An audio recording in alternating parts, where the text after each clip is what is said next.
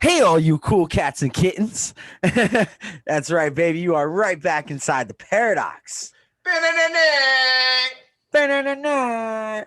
Yo, I opened up the cool cats and kittens line.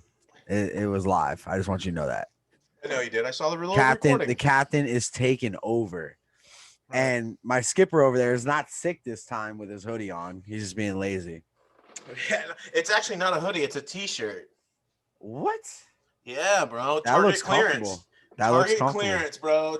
$14. Target comes through in the fucking clutch sometimes. I'll tell you what. I'm just gonna let you know they pump oxygen in there to keep you in there to keep buying shit. That's the thing. Seriously. I had this in my hand. I also had a Jack from A Nightmare Before Christmas onesie. And they were both 50% off. I'm like, dude, I'll wear the fucking hoodie more than I'll wear that one. I walked in there for we went in for like toothpaste and like all our shaving material and shit one day, bro. And I walked out with like a Dundee, a pop, and like a couple of things. That's funny because when I bought this, I only went in there because I made an online order. I got an air fryer / toaster oven. Oh, I love my air fryer. I cook everything with air fryer now. So I ordered that. I went to go pick it up. And I was waiting for them to get it.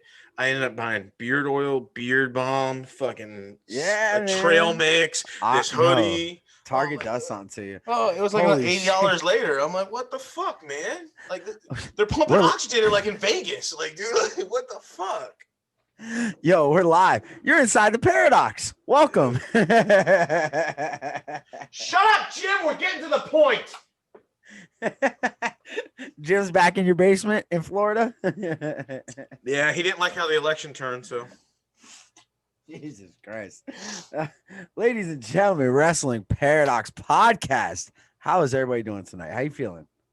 Good. You got a Getting a little loosey-goosey. Are your pants on? I have no underwear on, though. I can tell you that. Whoa. So I will not be I am cracking a beer, but I'm not taking my pants off. Do not take your pants off. Ladies and gentlemen, inside the paradox once again, it is review night. AEW go home show, full gear. I thought it was a good show. My compadre, on the other hand, did not. But before we get into all that, we got a couple things that we need to cover. First of all, we would like to give thanks to M&J Ecological for sponsoring the show, our number one sponsor right now. I think, is CCW like an unofficial sponsor? They're a silent partner. Shh. M&J Ecological. If you have any pest control needs in South Florida, getting rid of all your iguanas, snakes, reptiles, anything that's intruding in your yard, kids, girlfriends, the whole nine. In-laws, whatever. In-laws, yeah, your mother-in-law's in town. Right. Make sure you guys contact M&J Ecological in South Florida, covering everything from West Palm Beach down to Miami, all the way over. I think they go pretty far west too. Yeah, Marcus travels. Marcus definitely travels. Yeah, man. If you guys have any problems, let him know, and he will take care of all of it. So, well, can I get back to CCW? Are they like the Helen Keller sponsor for our podcast? You can't say that out loud, man. She can't either. So she can't either. Speaking of CCW, we have a live coming up November 8th and then November 28th in Fort Pierce. CCW Breaking Chains. And the Paradox will be in the building, I am told. I am told as well. Glad we have permission. Yes. So go home show AEW Full Gear. What were your thoughts overall on the show? Don't give away spoilers, just overall thoughts. I think things were used too much. Let's just say that. You mean like reusing old, the same old thing of, hey, if I don't win, I'm not going to challenge for the title. No. Oh, okay. I think people appeared too much. People appear too much. Okay. I don't follow, but okay. You'll follow once we get into it. All right, so let's open it up then, because we open up with a promo backstage of Jericho with the Inner Circle. Jericho says MJF is soft and doesn't have the killer instinct. which I'm not getting. I'm not getting this storyline because if MJF wins, he's part of the inner circle. But now, like him and Jared, and we'll touch base on it in a minute. This goes back to what I said last week. Inner circle's turning on Jericho. Yes, and I did mention that. I'm going to mention that as well in a couple minutes. But we do have Jericho on commentary, which is a huge plus because Jericho on commentary is gold every time.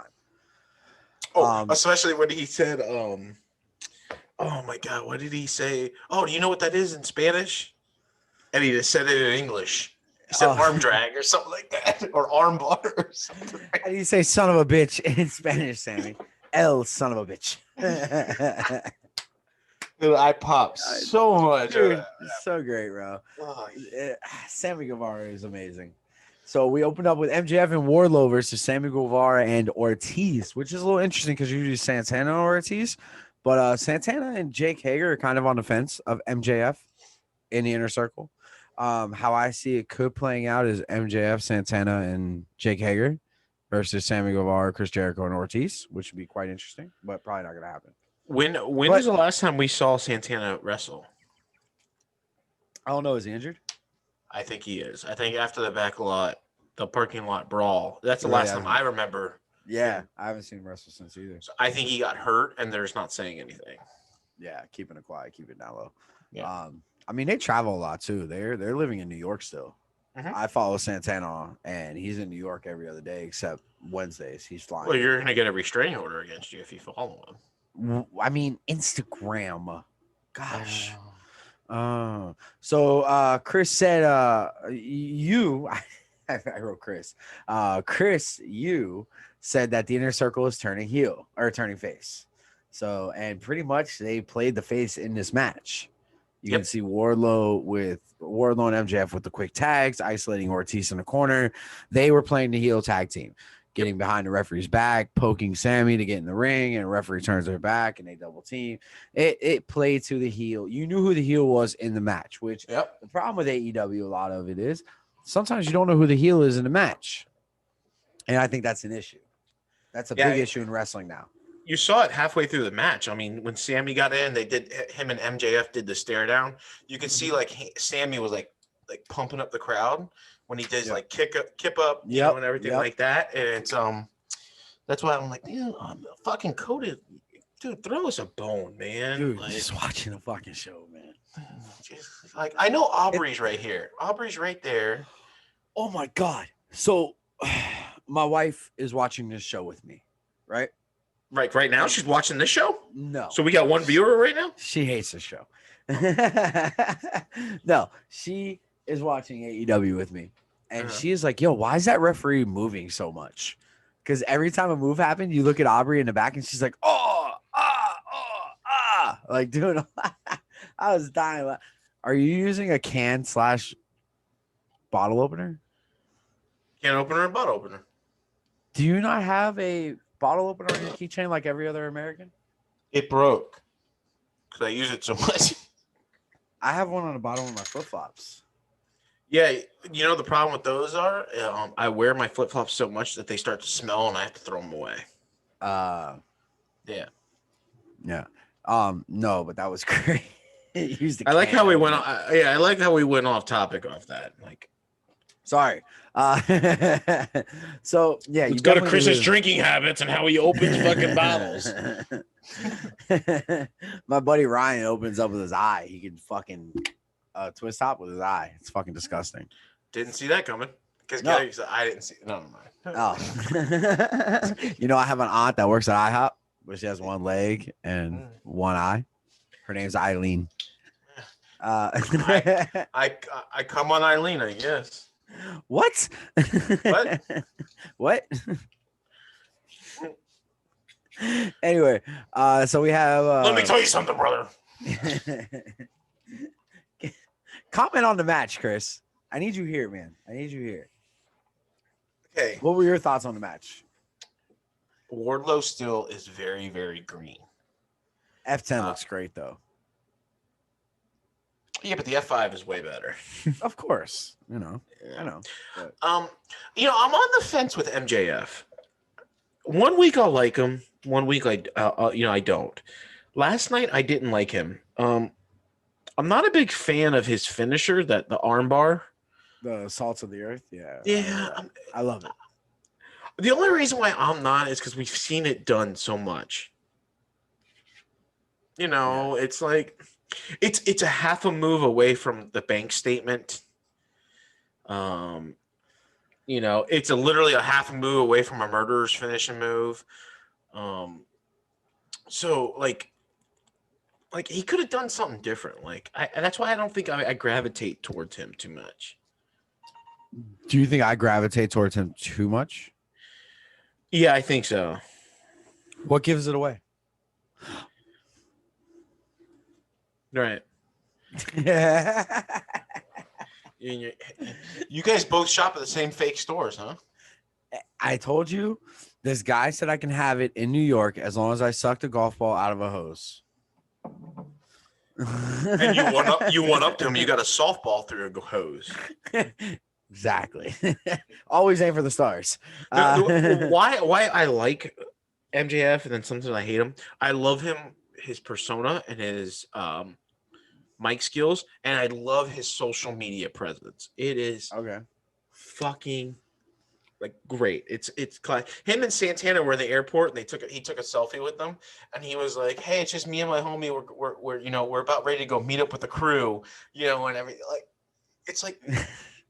it's comical to me. Yeah, but I follow him on Facebook. He always posts some funny shit. But then I watch him in the ring, and it's just like, yes, he hasn't been in wrestling long, but his moveset is very mundane. Yeah. You know, like I hear you. I understand what you're saying. Yeah. Like an arm bar shouldn't be a finisher like that. Hey Siri, Google the word mundane. Mundane. Shh. I didn't know it was on. I thought it was on silent. Dumbass. You know, it'd be great. You know, a great practical joke is like you go into like text or like word replacement, and when you say, "Hey, Google, you know, Siri, what's mundane?" You just change it to like the N word, like, you know, oh, the N word is racial. So they're like, whoa. They're like trying to shut the phone off. Jesus Christ.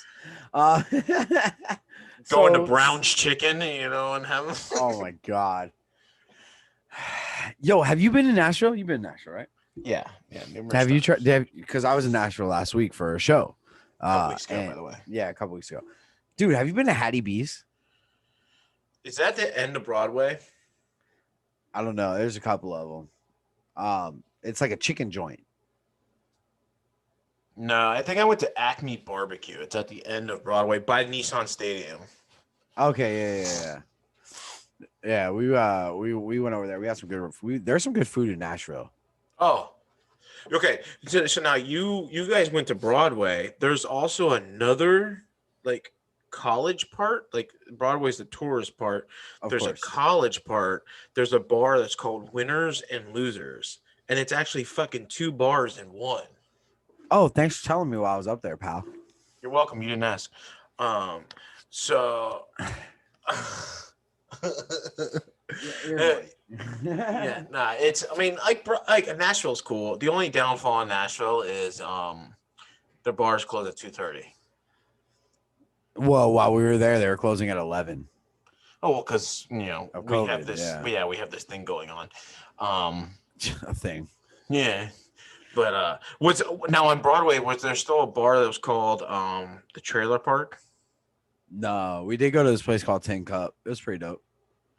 There was this place when we went in like 2017, I think it was, or 18. No, 17. There was this place. It was called the Trailer Park, or no, Paradise Trailer Park, and it was like AstroTurf was through the whole bar, and you had like fucking PBR for $1.50. You had Mick Ultra for like $3, Bud Light for $3.50. Like it was the craziest thing. Yeah, we hit every sore spot because Sam was with me, so she was just like, "Oh yeah, let's go be like she like Jason Aldean's bar, Kid Rock's bar, places like that." So. Anyway, so in this match, I know we're getting into fucking destinations. I'm sorry. Back to AEW. So like we're talking about Impact in Nashville. Yeah, right. So well, wow. So Sammy Guevara's on the outside. He goes over the top at some point, goes to the outside, and you can tell the end of the match was starting to work. They were trying to get the spots in. And Sir Pentago's standing there. If you remember, when Sammy took the hiatus because he likes to rape people, he dressed No. He didn't rape anybody. He wanted mentioned, to. right? He mentioned. Yeah, it's not just something you mention; it's something you've done before. Semantics. Right. Tomato. So anyway, he sees Sir Pentago in around the ring, and he goes to give him a high five, and then kind of does the whole cool guy thing. Nah, fuck you. Yeah, hits him with the finger, and but Sir Pentago had a ponytail. Sir Pentago never had a ponytail. No. What gave it away was when I saw it, I go, well, that ain't him. I go, He's that too guy's big. fucking fat. Yeah, he's too fucking big. I was like, wait, did Jericho go to the outside? Jesus, mother of God. Like, Jesus. And then Sir Pentago eat Luther? Like, dude, look like it. Matt Hardy is just completely out of shape. But yeah, it was Matt Hardy. He fucking takes the chair, throws it in Sammy Guevara's face, which totally missed his face. He just dropped to the floor, started holding his face. Looked horrible. But and then you see Matt Hardy and blah blah blah. So that storyline's gonna continue, and now Matt Hardy's gonna get another concussion and almost die, and it's delete. It's like what I've called last month. It was all a work to get. But it didn't lead anything. It's getting to this match. It's going to be a cinematographic match. Let's just say that. But him getting injured did not lead to anything. They still could have done Saturday. It could lead because he could go fully broken after Saturday. And what are they just gonna mention the concussion? There's like, oh, remember when he fell back at All Out? This is him being broken now. That doesn't make sense. I guarantee you Saturday he shows up as broken Matt Hardy. No, I'm not saying that he won't. What I'm saying is, are they gonna mention that concussion spot? No, I think there's going to be a spot in the match where it's like he's going to drink a vial of fucking Kool-Aid or something, and he's going to be broken. He's going to be broken, yeah. So, anyway, the match ends with the Salt to the Earth honor bar being applied to Ortiz by MJF. They get the win. You knew that was coming, especially MJF needing the momentum going into Saturday. Yep. So, as MJF is walking out of the ring and up the 3-foot ramp that's there, he charges at Chris Jericho, and they go through the backdrop. Which was funny because before the show, when you come running back over onto your laptop when you walked away for a second, I was like, oh, please trip and fall through the fucking backdrop. That would have been great. Hey, fuck off, all right? I knew you had been drinking. I'm like, dude, just eat shit right through the fucking... Fuck off, cocksucker. So anyway, they go through the backdrop, which made me really confused at that point, because why does MJF want to be in the inner circle so bad if all he's doing is trying to go at Jericho? I guess that's showing that killer instinct. He's taken over. He's going to take over the leaders in the inner circle. Yeah. Well, if you noticed when they went through the backdrop, it looked like Jericho caught his eye on like one of the like poles or something, because as soon as he popped up, his eyebrow was knotted, like it was swollen bad. And I can tell you the reason why they wanted to do the whole promo to start the show is to give praise to Hager for his MMA win. Because they mentioned Bellator a lot when Hager was on TV. They mentioned it a lot. I wouldn't be surprised if you don't see a Bellator event crossover on TNT. Yeah. I'm waiting for Inner Circle to escort him out at his next fight. Well, they've been there. They've been there once. Have they? Yeah. Yeah. So we move into an Omega promo inside some random person's house with their random dog. Because he's like, yeah, I just relocated here. Like, I just moved into these people's house. They don't. He called the dog Lucho. He called the dog Lucho, by the way. Lucho. Okay. Cool. It's a male dog, I guess. And the funny part was throughout the whole thing, he kept calling Hangman his tag team partner, which I found quite interesting because he's like, yeah, I'm a singles wrestler now. I'm not a tag partner anymore. He said that before, but now he's calling Hangman his tag partner, and it leads to some other things. Yeah. So we move into Miro versus Trent next, which I did like the fact that they touched on Miro and Trent. They used to ride together in FCW.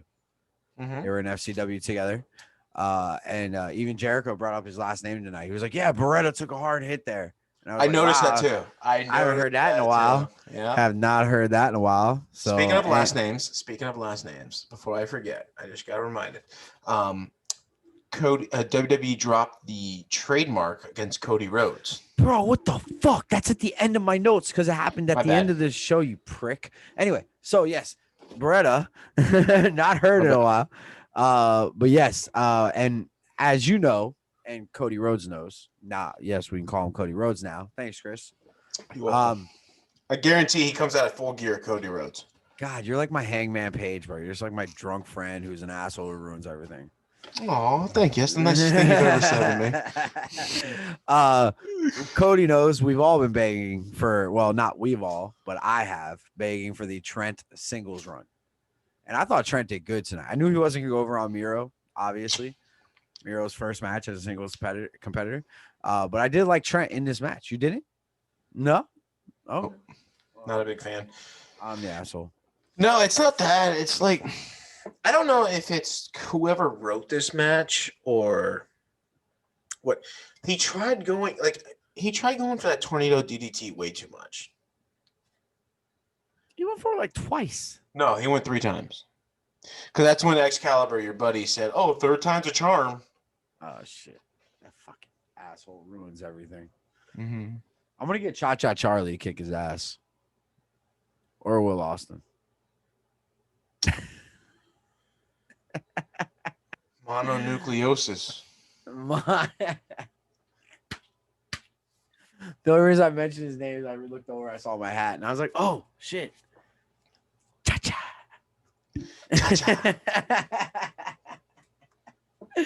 So anyway, so during commercial, your girl Penelope Ford got involved, which was quite interesting. I smelled her fart through the TV. How's that beer, man? What is that? O'Doul's? O'Doul's non-alcoholic, dumbass. This is Sam Adams Oktoberfest. Samuel Jackson Oktoberfest, nice. So anyway, so Ford slapped. Bring my beer, bitch, motherfucker. Ford slapped OC during a commercial, and out comes Dark Order, and then Miro backed down the entire Dark Order. Hey, by the way, remember when I said it earlier? Remember when I said it earlier about people like showing up on screen too much? Dark Order. And OC, and I'm an OC fan. Yeah, OC was out there a lot tonight. Yes. So I said that, dumbass. Miro wins with the Steiner recliner. Great game over, sir. It's a Steiner recliner, sir. That's how I recognize that move. Steiner recliner. And he locks it on again. And then out comes the fat one, Chuck Taylor with the dumpster face. Nate, yeah. Nate. Oh.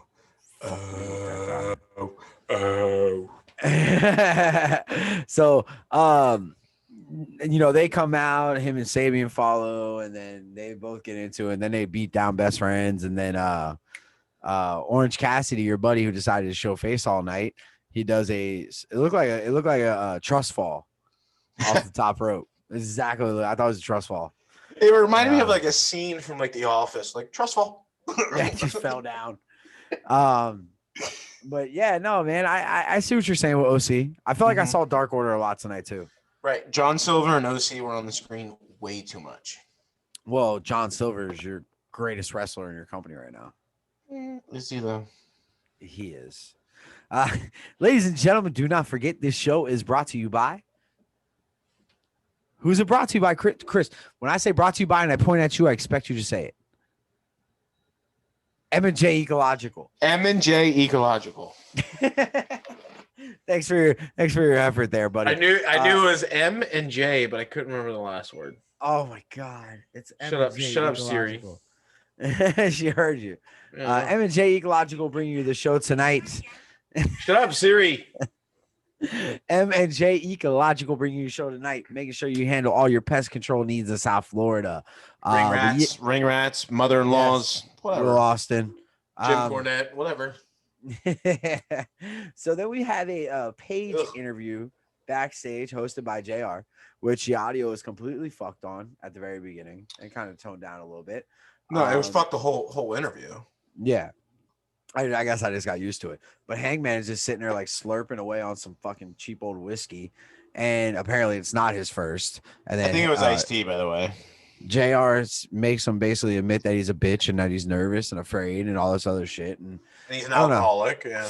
An alcoholic. Yep. Him and my drunk uncle are hanging out backstage. So now here's where I kind of had to stop for a minute. They keep showing this commercial for Full Gear and talking about surprises and who's going to make the next big entrance, things like that. I think we're getting Sting. Nope. I think we're getting Sting. They just pulled all his merchandise off of WWE. And I think we're getting Sting to manage Darby. And I think we're getting Villain Enterprises as well. I think you're right on Villain Enterprises, but not right on Sting. Why not right on Sting? What's keeping Sting? I think we're getting Ryback. All right, so then we move on to a Bucks. I'm not acknowledging that. That fucking retard. God, man, I cannot stand that guy. I think we're getting Skip Sheffield. Skip Sheffield is in the building. So I'm not even acknowledge or talk about this because I do not. No, I mean, like, I don't see Sting. I see Sting managing Darby Allin, a manager role, not a wrestler role. That, I mean, like, you like, first off, you of all people complain about the way that money that AEW throws money around. They're going to have to pay Sting way too much money just to be a manager. I don't think so. I think Sting feels like he's gonna owe it to Dusty, and he's gonna come in and do a favor for Cody. I don't think so. What favor is it though? He's coming in to manage his opponent, like putting a legend like that on your show. You're bringing eyes to your show. Oh my God! Hey, yo, you remember when we were kids and we watched wrestling? Sting? Yeah, the guy's coming back. He's back in AEW. Is that fucking crazy or what? Putting eyes that were never on your show on your show. Are you talking to your imaginary friend, by the way? No, it's fucking Jake the Snake. Hey, man. Oh, I can't wait to get him on the show. Fuck, I gotta check my emails. See if I got that email back from him yet or not. Hey, man.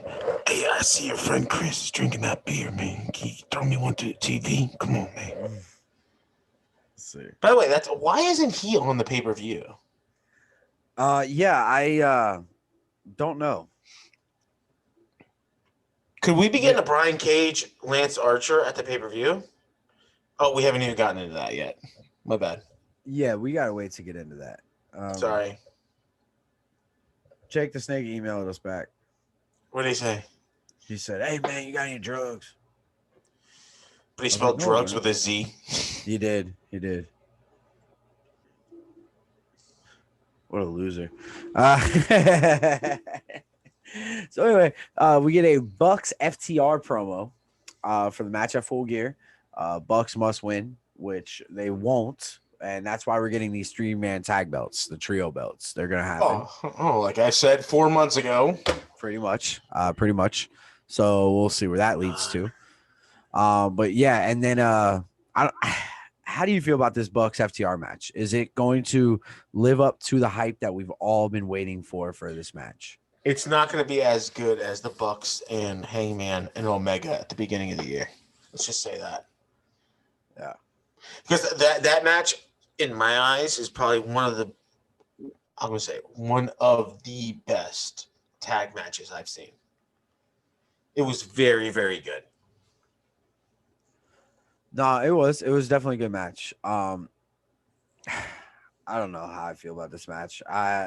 I wasn't a huge fan of FTR in WWE, and I blame that on WWE.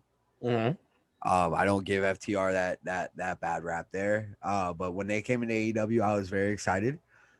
Put titles on them, did everything. They didn't build them up the right way, but they putting the titles on them, which was a good thing. I don't know. Sorry, I bore you. No, I feel like what I burped. Oh, I feel like that's a nice shirt you have, by the way. No, I don't know what you're talking about. Anyway, I feel like it took you how long to comment? It's a really nice shirt, by the way. Yeah, wrestling spelled wrong. we keep the L out. out. Yes, we do apologize about that, people. That's why we're holding up on sales and shirts right now. We had a misprint at the factory. I wasn't even pointing out the misspelled shirt. I just because I'm not wearing a shirt. Yeah, I'm not wearing a shirt because I don't have one. Yeah, you did. You know why I know you did? Because Cole called me, and Cole goes, "Huh, so can you spell your shirts right?" Yeah, I know he didn't call did. you today. He didn't call you today. No, probably about a week ago. Right. I'm asking you because all I see is the fucking tank right above my screen, like just peeking out. I'm like, oh, that's a nice shirt. Oh, I wonder where I can get one. Because ask Jim Cornette. He's in your fucking basement. Ask him for one. Jim, can I get a shirt? Motherfucker. I have to ask, where is everybody in your household right now? Because Jim Cornette's usually not there during the week. They're not here. No. Open house? Shit, why am I not there walking around naked with you, man? I said I'm not wearing underwear, but I have shorts on. Oh, okay. So anyway, so yeah, we're gonna end up getting 3-man belts, and for that reason, do you see any of because 3-man tag belts in the ROH was a very big thing, very big part of their divisions. Do you see any? Not anymore, though. Not anymore. Has it died out completely down there? Yeah. Actually, 3-man belts in every division and every promotion has died down. Really? Yeah. Because wasn't it it was Devon, it was Bubba Ray Dudley, and who else? Who were his partners? The Briscoes. The Briscoes? Yep. Yeah. What happened to that? Well, Bubba retired, I guess. Did he retire? Yeah, I mean, I know Devon's still at WWE. Right in a way. I mean, Bubba's still railing Velvet Sky, so. No more Brooke Hogan? He was up. Oh, that was storyline. What? I got worked? You mean they're not married? They're not Macho Man and Miss Elizabeth? Oh, freak out, man. Come on. Oh, yeah. Yo, what? What kind of Macho Man voice was that? That was amazing. Uh-huh. Freak out. Jesus. Hey, how was that car ride for you, pal?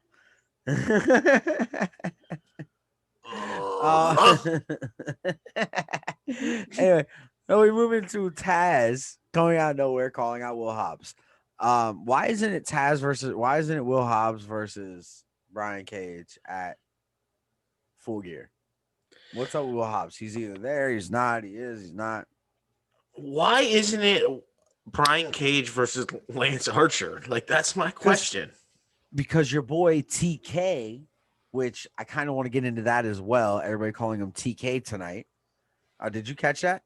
Yeah. Everybody was saying TK. Your boy TK doesn't know how to book properly. They need our help, and we haven't mentioned that before. Did my dog just fart? I'm pretty sure my dog just farted. That was disgusting. Dirty bitch. But no. He's a nice lady. No, it's I don't know. I feel like they're dropping the ball on Team Taz.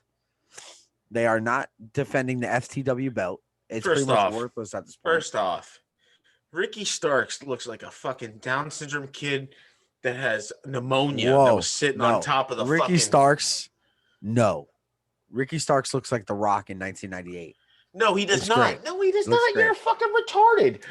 You're just you can't use that word. You're just as retarded as Ricky Starks sitting on the top rope. He looked like a Down syndrome kid that had pneumonia. He was like, dude, You can't use that word. Donald Trump's our president still. Um, no, I'm telling you, he looks great. But they are dropping the ball on Team Taz.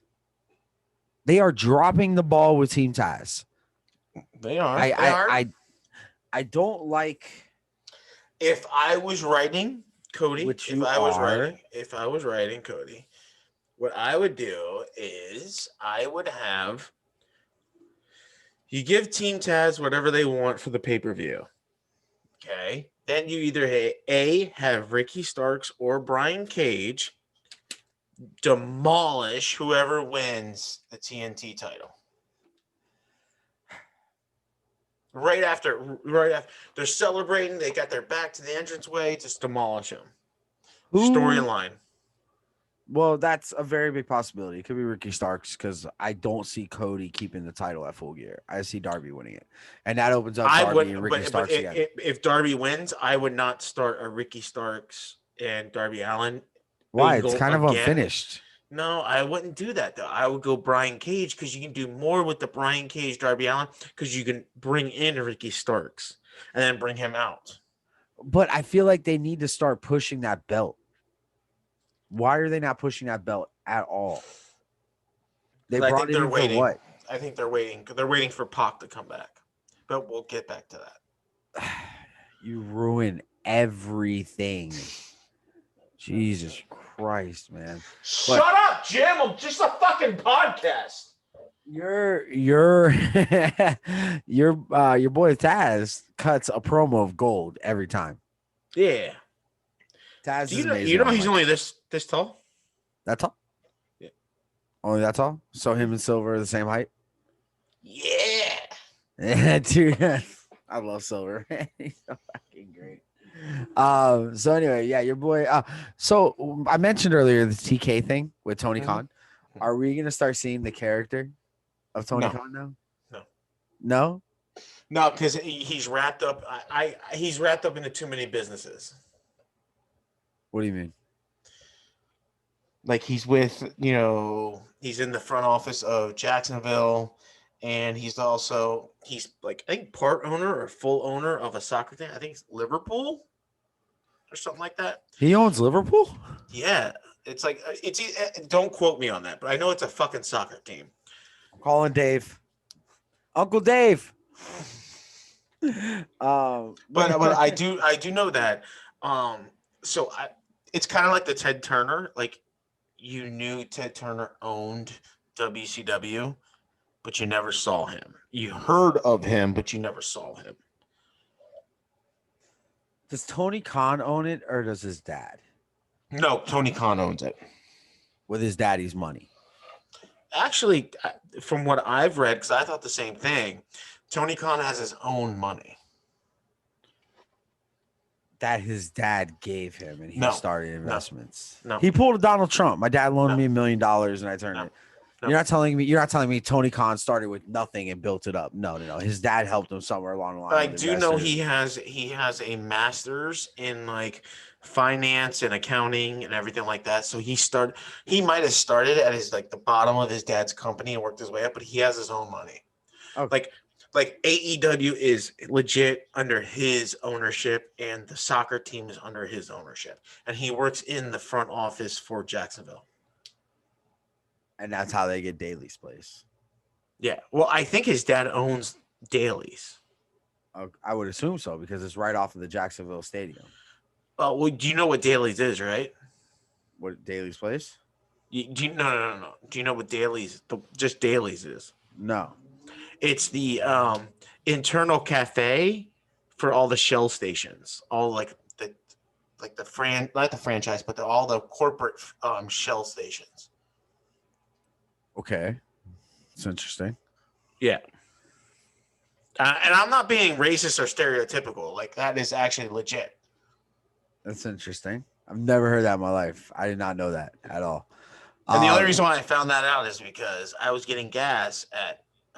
None of our fans are local, but Sunrise and 136, the Shell station there, I was getting gas, and it said Daly's in the same writing, the same font as Daly's place, and I Googled it, and that's what it is. You didn't take a picture of it? No, I did not. No. It would Sure. look fucking weird that a fat white bearded guy is taking pictures of a gas pump. It look so like I'm a we Unabomber. so we open up the 9 o'clock hour with Private Party and Young Bucks. Yeah. I did not like the spot for Young Bucks to get buried, or but for Private Party to get buried by Young Bucks. But you knew the receipt was coming for the tournament, and Well, also, first but I off, do like it. I do like it because you get Private Party in that 9 o'clock hour. You know what I'm saying? They're just kind of riding the coattails to that. No, I didn't like this match at all. Why? Either one. I didn't. But first off, there was so many missed spots in this match. It's like, and I don't blame it on Young Bucks because I think it was right at the beginning. Matt Jackson was waiting for like an arm drag, like out of the corner, and he was standing there waiting. And I think it was Mark Quinn or Cassidy went to go tag Mark Quinn to come Yeah, in, and it's yeah, like stop. And then like I'm like, what the fuck, man? Like, everyone buries the Young Bucks for like the same moves and everything like that, and it's like he was waiting for the move, and someone didn't deliver the move. And ultimately, Mark Quinn ended up coming in and doing the arm drag, and it's like, what the fuck? I don't know. I've always given Private Party praise, given Private Party praise for how good they work in the ring. I've always thought they worked really well. And to our fans that are watching, I watched all of the show last night. I didn't take notes, so I'm doing something different. I'm viewing it as a fan. Oh, congratulations. Welcome to the team. I never take notes. No. Never. Everything's here, pal. Here. Or wait, Matt Seidel. He says that as he's looking at his computer screen with notes. And he already mentioned early in the show that he took notes. Wait, what? Oh, Yeah, exactly. Fix my notes. Hold on. Wait, what? So, well, Control Alt Delete. Young Bucks or Private Party came out with Matt Hardy because it's Hardy Private Party, and Sammy Guevara attacked him, so that's building more into Full Gear. So another two people have seen on the screen like within the first hour. Yeah, they should separate the show. If you're seen within the first hour, you shouldn't be able to be seen in the second hour. That might work really well. Make it like two different shows, like Raw and Raw's War. You see what I did there? No, Speaking of you're which, wrong. You're wrong, by the way. Why? It was Warzone. Raw and Warzone. Yep. Yeah, Raw and Warzone. Speaking of which, somebody did an amazing job of editing the Monday Night Raw, the original song they had for a long time there, and they put it lights check. You know what I'm talking about, right? The one when Stone Cold's walking through the warehouse, that one. Oh yeah, back in the day, and Ahmed Johnson's giving like a suplex to the Undertaker and shit. Blue, who would have guessed those two would have took completely different career paths? Ahmed Johnson's like 400 pounds now. He's just the steroids wore off completely. But anyway, so somebody incorporated that. Pretty sure he had lupus. Fuck, I'm an asshole.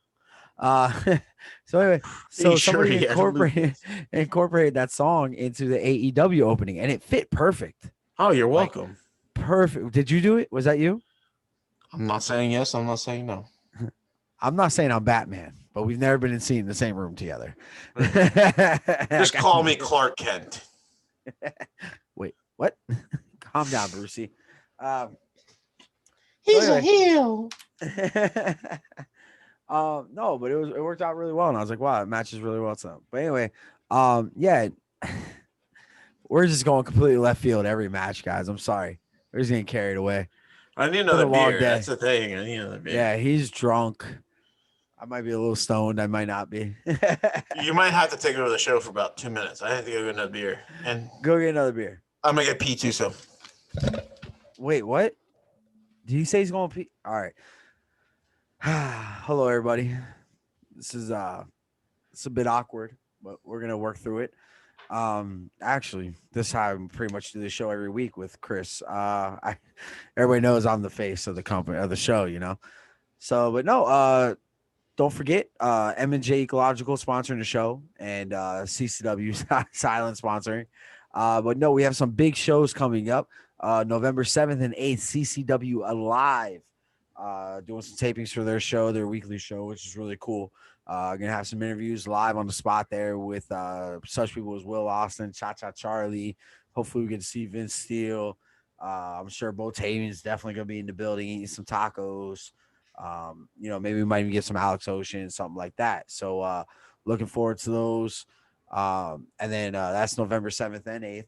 And November 28th, Breaking Chains in Fort Pierce, Florida, for CCW. We will be in the building for that. What? We got Shut to up, Jesus. I don't care if you have to go to the bathroom. we we got to see Pablo Marquez last time in Nashville Big Show in there too? at, at their hardcore What? show in Tell me you're the Nashville, condom Tennessee. at least. We got to see Pablo Marquez last time in Nashville, so hopefully we get to see Pablo Marquez once again in Fort Pierce. Hello, Chris. Welcome back. Hey, how are you? There was a commotion going on. I thought you were gonna run back and fall face first into the hole. I can never hurt Aubrey Edwards. Right there. Audrey. No, I was telling the great people who's sponsoring our show, and I was also telling about our silent sponsor, and also telling. Are you drinking a Truly? No, I'm poor, so it's an Aldi sparkling hard cider seltzer. It's a Vista Bay. How much alcohol is in that? Same thing as a Truly. Oh, so it's a Truly light. Mhm. All right, nice. It's $5.99 for a 6-pack. Very good. Wow, $1 a beer. Right, that's what I'm saying. So I was telling everybody here, we had CCW Nashville. We got to see the great Pablo Marquez wrestle in Nashville, which was really cool. Dude, let me tell you something. When that show happened and Pablo Marquez started wrestling, that whole backstage locker room of those guys all came out and surrounded behind the crowd, and we're out there just watching it. They were in awe with that guy. Who do you wrestle? He was in a tag match. Who the fuck did they wrestle? I forget. I was focused so much on Pablo Marquez, and I had Botavian next to me, so I was just talking to him about tacos and shit. It's kind of ironic that Botavian comes and talks to the fat kid about tacos. Yeah, right. Thanks, Bo. Bo knows tacos. Bo knows tacos. We should make that a shirt. I was gonna say a store. We should open a taco shop. Yeah. Bo knows tacos. Bo knows tacos. But no, and then I was telling him November 7th and 8th, we have a live tapings that we will be in the building at November 8th. We won't be there November 7th. Unfortunately, we won't be able to make it. And then November 28th, do not forget, CCW is having their event, Breaking Chains, their pay-per-view, Breaking Chains. That's going to be a pretty cool thing there. That's in Fort Pierce, Florida. So hopefully we get Pablo Marquez for that too. So moving back into the match. Side note, I was scrolling through my laptop on Twitter during the show. Just, I like to read my little dirt sheets and shit like that. Keeping notes at the same time. Come on, Devontae Adams. So anyway, you want to do what to Devontae Adams? No, man. What? Oh man, I need a touchdown here. It's what you said, sir. God damn it, Marquez Valdez-Scantling. So anyway, scroll through my laptop and they're doing a giveaway. AEW is doing a giveaway. Have you seen this on Facebook? Is it for the ring? It's for the toy belt. All right. Why are they doing a raffle, a giveaway for something that everybody can go to Walmart and buy? No, but is it a chase? Is it a variance chase? A chase item? Nope. They posted a picture of it. It is a basic ad. Because I went and read the comments and people were like, "Damn, AEW can't even raffle off a real one. Like you raffle off the same thing that everybody can go and buy." Well, because I know that I saw a raffle for their ring, and it's it's not the ring that I have. It's an actual replica ring with the steel steps that come attached to the ring. No, this is the same belt that's on the out there for 1998 at Walmart. Because I actually entered in the raffle for the ring. No, and I get that.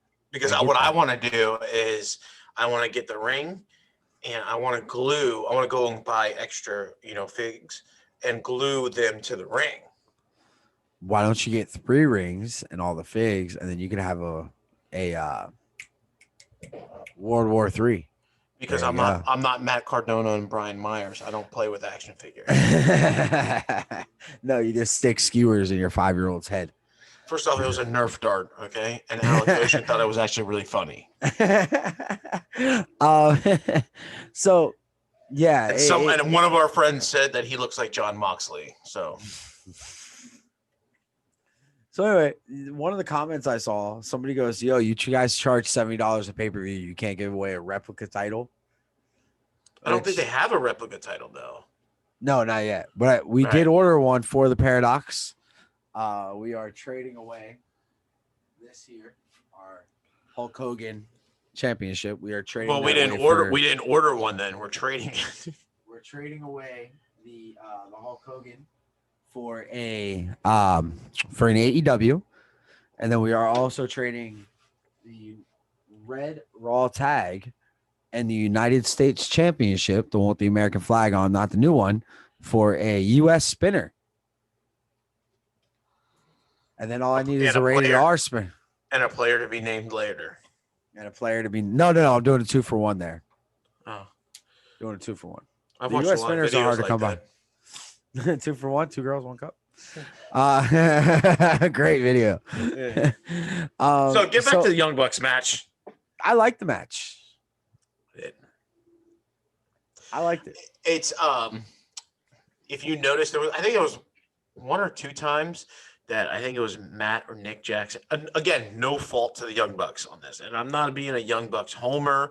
I'm not like siding with the Young Bucks or anything like that. But I think it was Nick when Cassidy was on the outside. He went to go throw a super kick. Nick went to go throw a super kick to Cassidy, and Cassidy turned his head too soon, and it kicked him in the shoulder. And I'm like, come on, man. Like, come on, man. You know, you can't always be perfect. Not all of our shows are going to be A shows. This is not an A show. We're having a little bit of an off night, and I feel great. But it's more of a B+ show. Sometimes you have a B+ match. Sorry, man. Private Party can't deliver on all of them. I feel like an A- right now, so maybe they're not the Street Profits. No, you're whoa. They're not the Street Profits. Whoa. Pump the brakes. Pump the fucking brakes. Are you saying that they all look the same? Whoa. Pump the brakes, sir. Cha-cha. Cha-cha. I got to get him back under control. This is how I get him under control, folks. Cha-cha. Sorry, guys. No, I like the Street Profits. All black people don't look the same, by the way. Will you stop? Will you stop? Anyway, so the Bucks got upset by the Private Party in the tournament a while back, so you knew this was going to be received for that. So they get the win with I believe it was Matt getting the pin. Well, I mean, yeah, it doesn't matter. They did a double BTE trigger. The BTE, yep, that was a trigger. And then FTR jumps the Bucks from behind. This is where it really picked up. FTR jumps the Bucks from behind. Mm-hmm.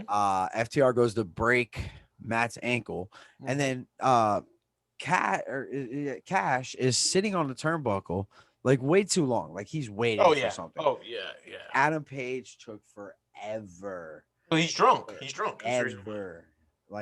But he took forever in a way that like it ruined the storyline almost.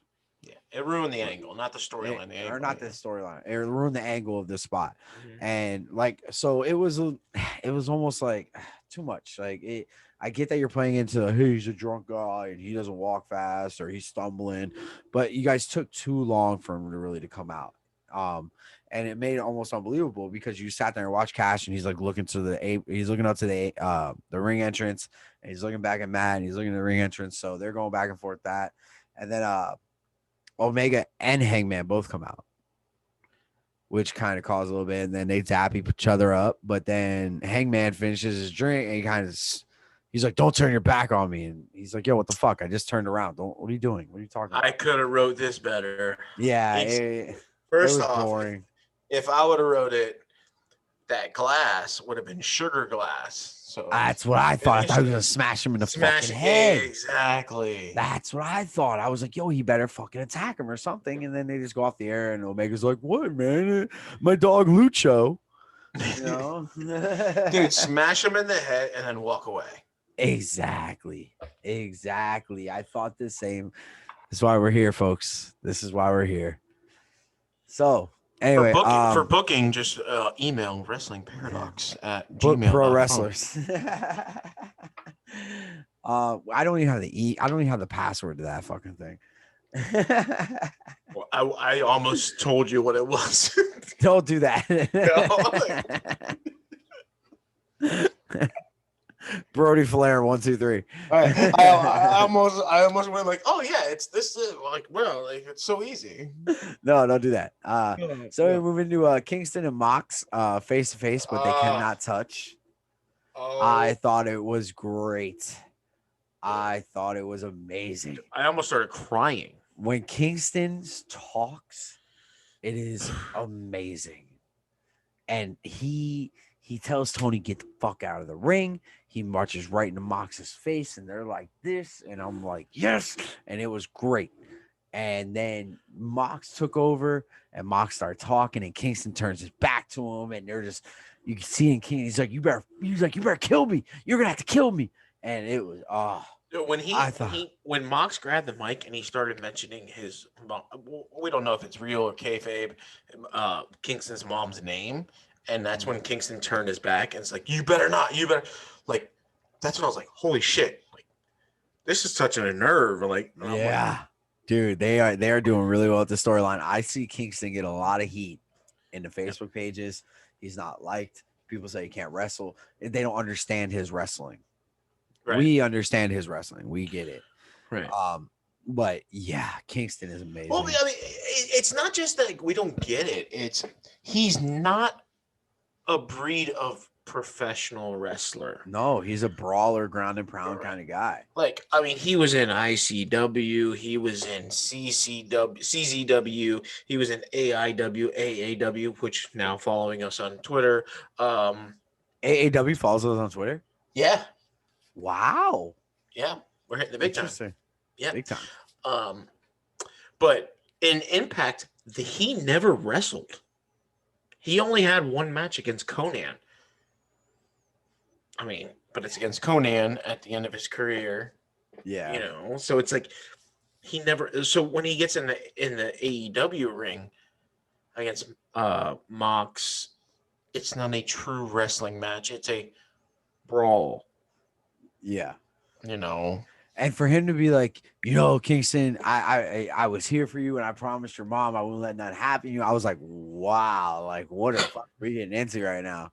It was hard, bro. It was fucking hard, dude. I like stood up and I was like, oh my God, like I was getting so like tensed up, like I was nervous. I was like, holy shit. It was a very real feeling with that promo. Mox cut a great promo. And this is the reason why I wanted to watch last night. Going into a go-home show to the pay-per-view, I wanted to watch it as a fan. So that's why I didn't take notes. That's why I stood up. I was like, oh my God, like, this is fucking, I was thinking like Pentagon or Phoenix were going to jump Mox from behind. When Eddie walked out, he walked away. I said Pentagon and Phoenix need to come out here and jump on Mox and beat him down. Even Butcher and Blade, because we saw Butcher and Blade take out somebody in the back. I thought you were gonna be like, but anyway, I thought that's what was gonna happen. Right. It's not what happened. It kind of let us down. It's like every time we almost were like, yeah, the climax is right there. We're right there, and then it just, it's a big letdown. It's like the worst porno ever. Yeah, just blue balls. Oh, Jesus Christ. It's like pounding some chick from the back and she turns around. She's like, I'm your mom. It's like, ew. Like, God, it's horrible. This show sucks. I'm still gonna Only for my stepmom. Anyway, so we move into a Pac promo. And another one. Fucking great promo. Amazing. Great promo. Great promo. Oh my god. Pac is going to cost Eddie Kingston the match. If you watch the Or Pac, or he's going to interfere in the TNT title match. I say the Kingston match, and here's why. When there was talking going on in the background of Pac's promo, and if you Oh yeah, I listened, heard Kingston. Yeah. it was Kingston saying, "Where's your little English friend at right now?" That is pointing to the signs for me that he is going to cost Kingston the title, and he's going to make Pentagon and Phoenix pick a side. And I think one is going to go with Pac, and the other one's going to. I think Phoenix is going to walk away from Kingston's family, and I think that's going to separate Penta and El Cerro, Yeah. or Phoenix and El Cerro. Yeah. Yeah. I heard that too, but I thought it was they were going through the audio difficulties like when they did with the JR. Yes, I noticed that too. They had audio difficulties, but I think that was part of the promo because it made Yeah. sense to fit in there with that. Where's your English friend at right now? Or things Dude, like I that. think that fucking promo was so dope though. How Just he- all the they- Pac standing dude, around. Yeah. So fucking dope, man. They Like had, that right there, and everyone knows I'm not a promo guy. I hate promos, but when people take time to do, I don't even consider that a promo. That's a vignette. Like when they take time to think about a vignette or a promo or something along those lines, that I mean, they should use that as a blueprint from now on. Like that, it was Wait, you're so not a fucking promo good. guy? I'm not a promo guy, bro. Three Like, things matter in wrestling: how good you talk, how good your finisher is, and how good your entrance is. Those are the only three things that matter in wrestling. Those are the three things that capture people's attention. right. Nobody gives a fuck to see the BTE every week. Nobody cares about seeing it every week.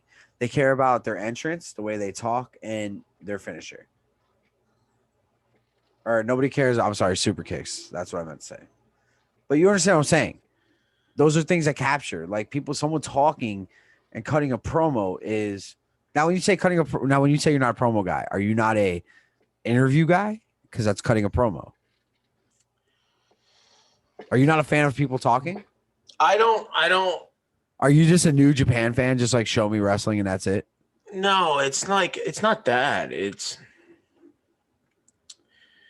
the way you grade might be different the way I grade. I mean, first off, if there was no talking on a show, that's fine with me.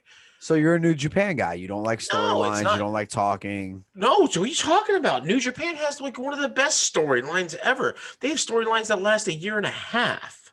No, what I mean by that is, I mean like, I watched Wrestle Kingdom with Omega versus Jericho, That's told no. You see, that's the and wrong one it to was watch. just That's like the wrong one to watch. match. There was no story to it. There was no promo to it. No. You have to realize though, like New Japan on American soil, it's different because when you get it on Pop TV or Access TV, whatever, you only get like snippets. Like you only get like their once a month. To where New Japan World, they have 3 shows from 3 different. They have Corrigan Hall, they have the Tokyo Dome, and then they have somewhere else. So they have storylines. It's on American soil on our local TV or on our cable provider. We don't get those storylines. So when you watch something, the only reason why you were intrigued to watch is because Jericho's on it. He's showing up on it. That benefits them because hey, they're getting people that don't watch New Japan to go over and watch it. But like Omega and Tanahashi, Omega Okada, like that storyline went on for almost 2 years. Omega couldn't beat Okada, and he would go out and he would interfere in Okada's matches, and Okada would just stand there and just take the beating from the Bullet Club, and he wouldn't give up. And Tanahashi was the same exact way. So there was fucking storylines for like a year and a half.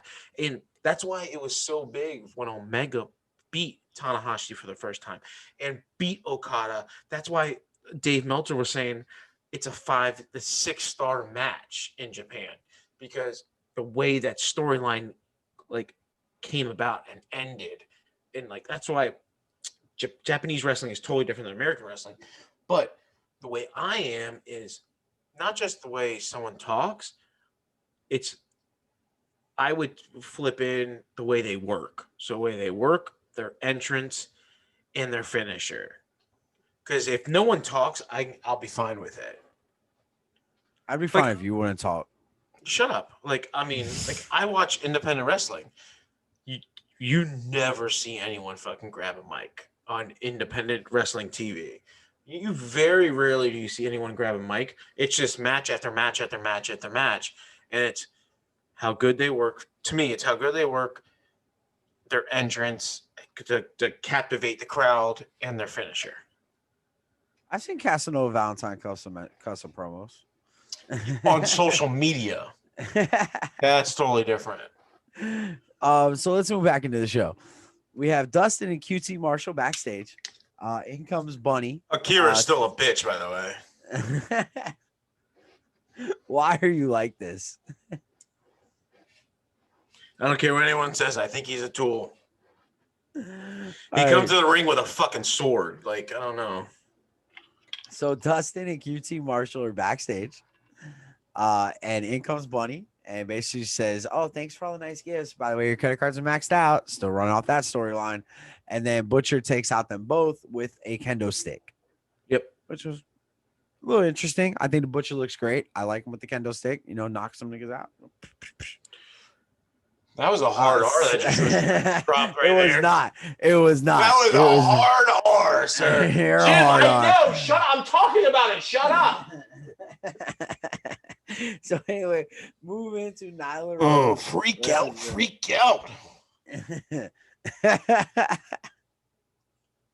just need to go to bed. It's too late. I'm still on the other daylight savings time. To me, it feels like it's 11:30 at night right now. Oh God. So anyway, so Nyla Rose versus Red Velvet. Red Velvet Cupcake. Yep. Yep. And this match should never happen. It should. That's all I got. That's all I got. So after the match, Vicky cuts a promo on Brandy Rhodes, calls her the CBSO, which is the Chief Bullshit Officer, which was kind of interesting. I thought it was funny. You ever notice that Vicky Guerrero's face looks like it's made of clay? You know, I always thought she had some weird teeth. No, her face is like it droops. She reminds me of Droopy Dog from Looney Tunes. Paradox podcast. So she moves on to Sheeta and talks some Chinese shit to Sheeta. And then Nyla attacks Sheeta, blah blah. And then Sheeta holds out the women's belt. This belt, can we talk about it for a minute? Please do, because I have all the knowledge of belts. Dude, that belt sucks. It is so fucking small. It looks horrible. And then Nyla Rose is doing this the entire time. She's like, yeah, I'm going to wear that belt. I'm going to wear that belt. I'm like, you're not going to wear that belt around your waist. Stop popping it with that. Use your goddamn teeth like a man. Use your teeth to open the bottle. You can't ignore me. Sorry, I didn't hear you. What? Use your teeth. Oh, no, I don't speak Spanish. I don't speak Spanish. Sorry. Hola, ¿cómo está? So anyway, first Kenny off, the belt is really small because Nyla is a man. So Kenny and Hangman promo on their match in the finals of the tournament, and this thing went extremely long. That's what she said. Yeah. Just went extremely long. The audio was completely fucked up for about the first 30 seconds of it. The audio was destroyed on it. You couldn't listen to anything they were saying. And then when JR finally started talking, it got into it. And then we move into Darby Allin's promo where he's in the woods in a car and he runs over a guy in a Cody Rhodes mask. Right. Like that's vehicular manslaughter in any state. Is Cody or is Darby going to walk through the heel entrance at Full Gear? No, he's going to jump from the top of the fucking stage. Pull like Owen Hart. Yeah. So anyway, then we move into Dark Order. Trust fall. It's called a coffin drop. And he's going to fucking end up in a coffin. He keeps fucking doing it. Dark Well, Order. that's why we versus said it's an Owen Hart. Oh God. Jim. Does Jim have anything to say? What's that? He's complaining about his iPhone storage. It's up. It's too many videos of him and his wife and his big show, and I don't know. So Maybe it's an upgrade time. we have Silver, Cabana, and 10 versus the Gun Club and Cody Rhodes. I actually enjoyed seeing Austin Gunn. Austin Gunn was the highlight of the match. Austin Gunn was amazing. They did a great job highlighting him. Cody was not the star of this match at all. Right. Austin Gunn was the star of the match. You can tell. Billy had some spots. Looked good doing it. Silver can sell. Yep. Silver can definitely sell. I think he does a great job at selling, and I think he does a great job making other people look good. 10. Who is 10? I think his name's Preston Royce. Preston Royce. Where was he before? Is that Peyton Royce? No. Don't quote me on the Preston Royce. I'm inebriated right now, but I do believe I know for a fact he was a Dark Order 10. Join the Dark Order. Oh, Preston Vance. Preston Vance. Yes, he was an independent wrestler. Do you like him? I like him. I think he does pretty well. I like him, but I still think the two best. I mean, granted, we're big John Silver fans, but the two best in the Dark Order, Silver and Angels. No. Stu Grayson and Evil Uno. Oh shit! Totally forgot they were in the Dark Order. Yeah, you fucking retard! Like Jesus. You gotta stop saying that word, man. I said retard. Retard. No, retard. Totally different word. It's like masturbate on an airplane.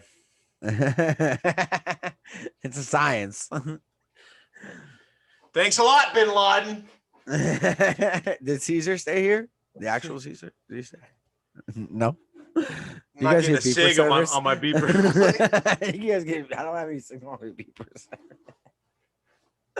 So you guys have a payphone bank around here? So, Gun Club in the main event. Oh, brother! You liked it? No, I liked it, and it was they Billy and Austin Gunn. They have to be setting something up for Austin. They have, yeah. I don't mind that at all, right? Because they made the announcement earlier in the week that the Gun Club has joined the family.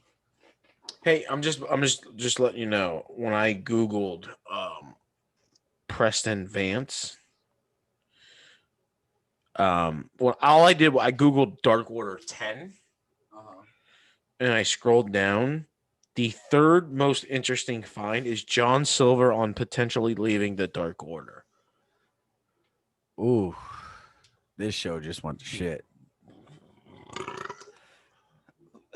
That'll be sad. I like it because I feel like he would get lost anywhere else. I feel like with Silver inside Dark Order, he kind of shines with that. No, man, dude, I've got it.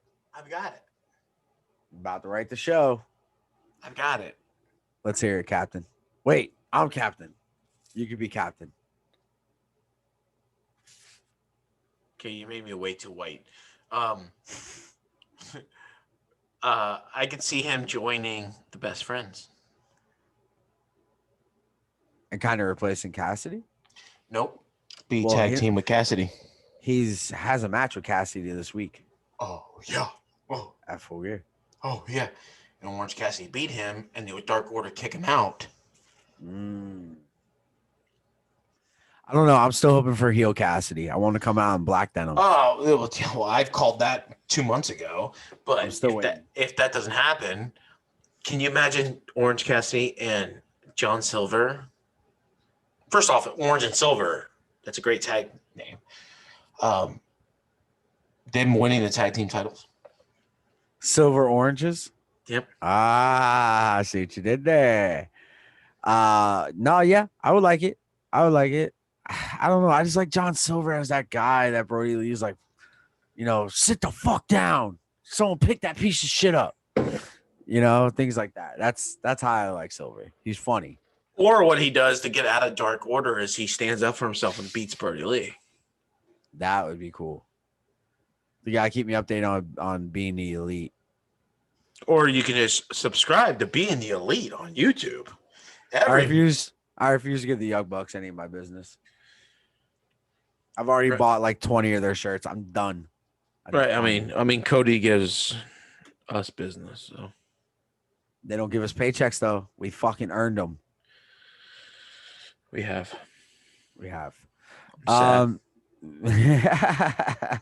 So it was a good match. I know you didn't like it. It was more or less a build up for the promo that Cody cut after the match. I think they ran late on the match because I looked at my phone and it was 9:57 when Cody grabbed the mic. A 3-minute promo. That's not the end of the show. Not with that many times they're showing fucking Darby on the screen and the Sting perch. That's why. Okay, in the where? Sting's not showing up. Sting's not showing up. And what happens when he does? What are you gonna say? Well, okay, we're 1 for 1 because I was right on Matt Hardy not getting injured and having the broken match with Sammy Guevara. You're out of fucking. No, you're stupid. Yeah, you're stupid. You're stupid. Your face is stupid. No, you're a meme. You're a meme. Your life is a meme. I like the promo at the end of the show. I like I left the Empire, started a war, and won it. I thought that was kind of interesting. He said that's disgusting. I like the fact that he said that, and then Darby wants the ace belt, but he's not an ace. So Cody's showing a little bit of heel tendencies there, which is a little Cody-esque. Nothing. You're not gonna help me out here. Nothing. I mean, like this last match didn't do anything for me. It shined Austin Gunn. That's what it was supposed to do. Well, that's it. But I mean, that's it. That's all it was supposed to do. Okay. It was not supposed to shine Cody. It was not supposed to shine Billy's old ass. Okay. And now what about the other side? Dark Order is Dark Order. They are jobbers. Yeah. What did you ask me when we first started? Who's 10?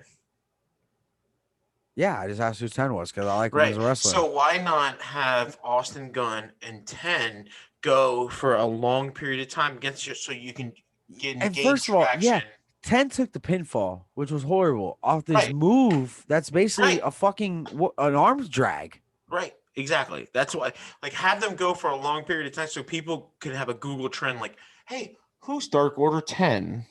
Yeah. Well, when I was watching the show, I actually had to rewind it and be like, what the fuck kind of move was that? Because I was like, did he just beat him with an arm drag? Mm-hmm. That quick draw is horrible. Horrible. He needs such a stronger move. The kid is built. He's just like his dad, just about a foot shorter. He needs a better move. And God forbid, not just like his dad, man. Remember, his dad is the same size or taller than Hulk Hogan. And it was funny I mentioned that because my dad walked in while I was watching the show. And because I had Roman in the other room, and my dad walked in. And did you have to pull your pants up? Basically. Well, as it's kind of funny talking about petting heads, as my dad walks in, Colt Cabana. No one talked about petting heads. Colt Cabana is petting John Silver's head in the corner. And my dad's like, what the fuck is that? I'm like, Dad, it's a storyline. You're not in wrestling. You haven't been in wrestling since Ultimate Warrior. You would not understand. Calm down, Wood. And then I told my dad, I said, Dad, I said, you see Billy Gunn? He's like, yeah, that was a guy from DX, right? And I said, yeah. I said, you know, he's the same size as Hulk Hogan. He's like, no, Hulk Hogan did steroids. He was bigger. Or did Hulk Hogan do steroids to get the same size as Billy Gunn? Exactly, my friend. And then after the show, that's when we find out that Cody has his name back. Yep. WWE has dropped it because they realize it doesn't make any fucking money because nobody cares. Right. Nobody cares. That's Dusty, just like, that's why Dusty I think was a horrible booker. That's why I think Ryback is coming back, and you're not getting a Skip Sheffield. You're getting a Ryback. Dusty. Nobody cared about Dusty Rhodes.